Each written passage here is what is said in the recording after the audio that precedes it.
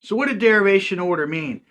Well, that is the how do we replace items within each sentence of replacing those non-terminal values.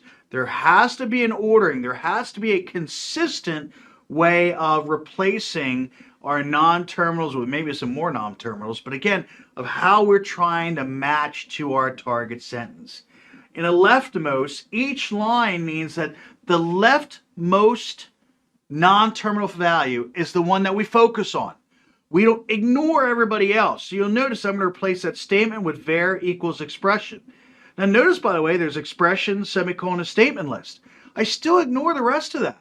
I actually am going to focus on that var, which is going to now, well, we think we need an A, I believe, so I'm going to change that to an A. Notice I still ignored expression and statement list. I'm only worried about the left-hand side.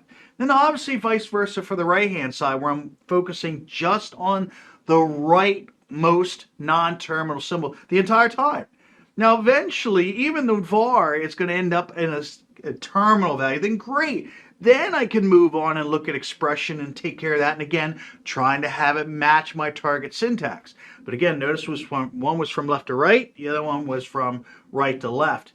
Now, why we're doing this is, and I'm going to explain this here a little bit more in detail, is that both of them should end up matching and be consistent.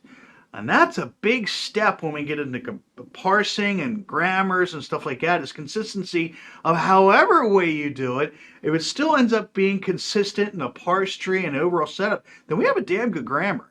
So that's why we have to worry about derivation order, because eventually we're going to use it to our ability to say, hey, this is a very consistent grammar no matter how you parse the sucker. That's really important.